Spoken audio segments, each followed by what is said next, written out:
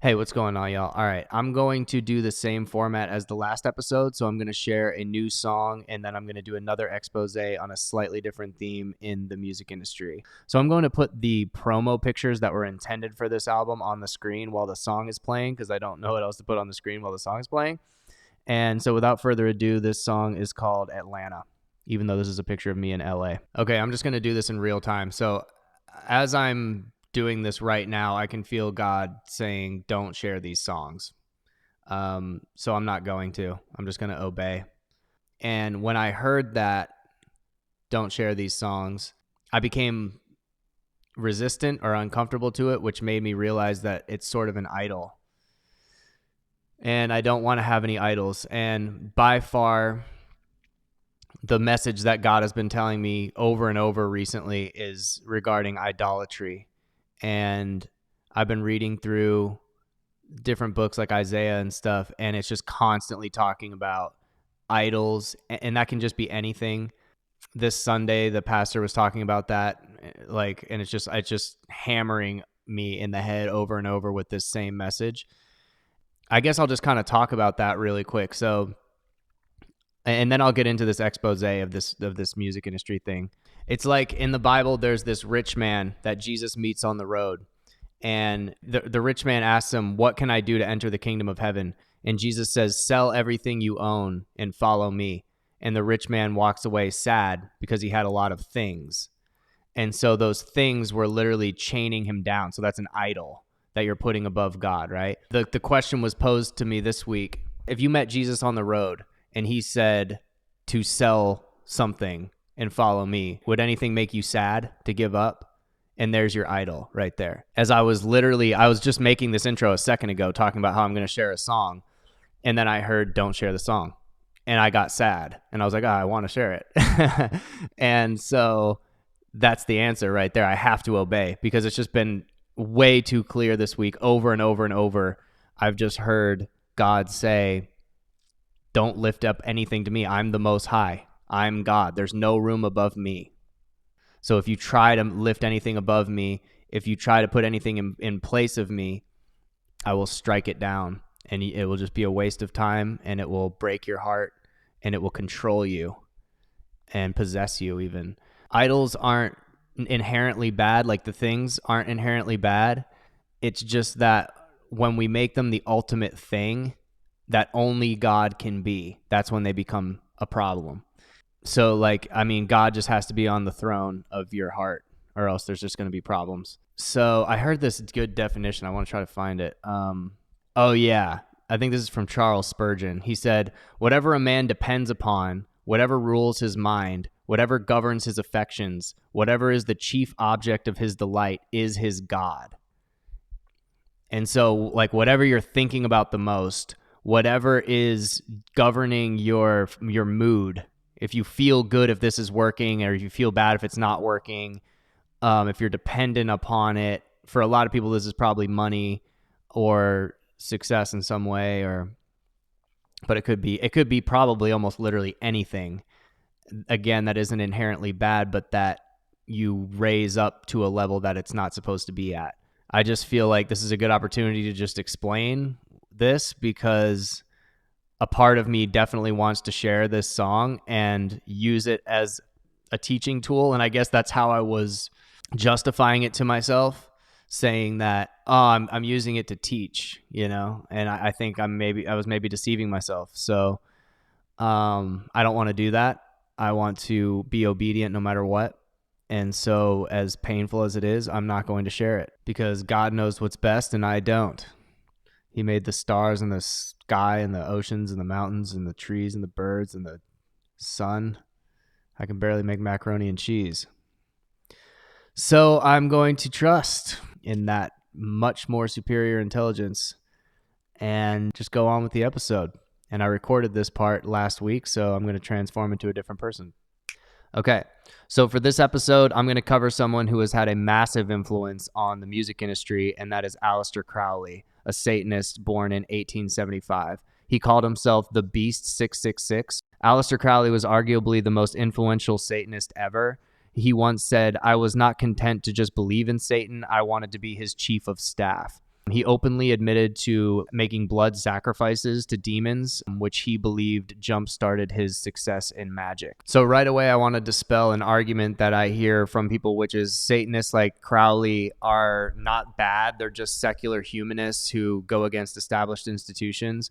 They say he's just misunderstood, and so I want to demolish that point right off the bat. He admitted to killing hundreds of children in his book Magic, and this is an exact quote from him. "For the highest spiritual working, one must accordingly choose that victim which contains the greatest and purest force. A male child of perfect innocence and high intelligence is the most satisfactory and suitable victim. But the bloody sacrifice, though more dangerous, is more efficacious, and for nearly all purposes, human sacrifice is the best." Another thing you hear people online say is that he didn't just say, "Do what thou wilt," because his motto was, "Do what thou wilt shall be the whole of the law." They said, he says, "Do what thou wilt under love." And it's like, okay, so you can just murder a bunch of children to Satan, and as long as you use the word love, it's all good? It doesn't make any sense. In his book of the law, he states, "The Beast 666 advises that all children shall be accustomed from infancy to witness every type of sexual act, as also the process of birth, lest falsehood, fog, and mystery stupefy their minds, whose error else might thwart and misdirect the growth of their subconscious system of soul symbolism." So I just want to make it clear that this was not like a good guy. You can't do some mental gymnastics to make it seem like he stood for something. He did state that practicing his magic, you could become a musical genius, which is why we see the prevalence in the music industry of practicing his ways. We'll go over some of the pop culture references to him because there's a lot in music. He was on the Beatles album cover for Sgt. Pepper's Lonely Hearts Club. They said these people on the cover were people they loved and admired. Ozzy Osbourne had a song called Mr. Crowley. Mr. Crowley, you fool all the people with magic. Yeah, you waited on Satan's door. David Bowie mentions Crowley in the song Quicksand. I'm closer to the golden dawn, immersed in Crowley's uniform of imagery. He performed a lot of the rituals, and he said, "My overriding interest was in Kabbalah and Crowleyism, the whole dark and rather fearsome netherworld of the wrong side of the brain." Here's Nick Jonas with Crowley on his t-shirt. Here's Tyler the Creator with Crowley on his shirt. This is Adam Lampert with Crowley on his shirt. Here's Jay-Z with Do What Thou Wilt on his sweatshirt. So Do What Thou Wilt, again, it's Crowley's main motto. That's the exact opposite of what Jesus taught, which is, "Not my will, Father, but thy will be done." So seek out the will of God and have the will of God be done. So Crowley's saying the exact opposite, and he's saying my will be done. Regardless of what God wants, in the face of what God wants, I want my will to be done, and I want my base desires and my hedonistic instincts to run the show and rule. And it's a very selfish and foolish philosophy. So we all know that this is Jay-Z's main symbol. This is Aleister Crowley. He often did the same symbol. And that's Anton LaVey, founder of the Church of Satan, who often did the same symbol as well. Steven Tyler of Aerosmith said, "I've practiced Crowley magic, so I know it works." And the Red Hot Chili Peppers album Blood Sugar Sex Magic, spelled with a K, is in reference to Crowley magic. This is Marilyn Manson in his song Misery Machine. So the Abbey of Thelema was a small temple used by Aleister Crowley to do rituals and stuff. I know we're all shocked that Marilyn Manson worships Satan. He's really bringing a bad reputation to the Manson name. He also had a chapter in his book titled Do What Thou Wilt. There he is with the founder of the Church of Satan, Anton LaVey. Led Zeppelin has Do What Thou Wilt inscripted on the runout matrix of Led Zeppelin 3. Jimmy Page also bought Aleister Crowley's house, which I'll go into much more detail later. This is Timothy Leary, psychedelic guru of the 1960s. Well, I've been an admirer of Aleister Crowley. I think that I'm carrying on much of the work that he started over 100 years ago, and I think the 60s themselves. You know, Crowley said he was in favor of finding your own self and do what thou wilt shall be the whole of the law, under love. It was a very powerful statement. I'm sorry he isn't around now to appreciate the glories that he started. Susan Atkins, a member of the Charles Manson family, said, "I remember Aleister Crowley's name being brought up when I was part of the Manson family. Manson's philosophy, like Crowley's, was do what thou wilt. And Carl Raschke, in his book Painted Black, said, "It is known that Charles Manson had a close association with the remnants of Crowley's organizational structure, the OTO in Southern California." Charles Manson also had some strange ties to the music industry. He was close friends with the Beach Boys. He referenced the Beatles a lot. He wanted to get a record deal, all kinds of stuff. This is Bobby Bassalele, another former member of the Manson family, with Do What Thou Wilt on a door behind him. He did the soundtrack for a movie called Lucifer Rising by filmmaker and Satanist Kenneth Anger. Bobby Bassalele scored the film from prison after he was sentenced for murder. Peanut, the bass player for 311, has "Do What Thou Wilt Shall Be the Whole of the Law" tattooed on his leg, and he said it's the theme of his life. So here's some further quotes from Crowley just to solidify more of who he is. The family was his number one target. So he said, "Wherever the family has been strong, it has always been an engine of tyranny. Curse them. To the performance of this work, the New Age, the nearest obstacle and the most obvious is the family." He said, "Beneath the standard of objectivity, I serve my great master Satan in the council of 9 composed of Beelzebub.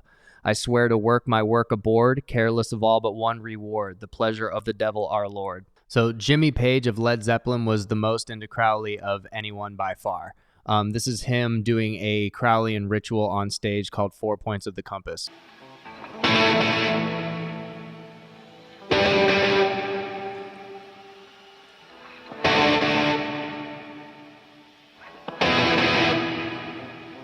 Page bought a bookstore and named it The Equinox after an article that Crowley published. And Page said, "Big names today aren't made through ready, steady, go, but through practicing the magic of Aleister Crowley.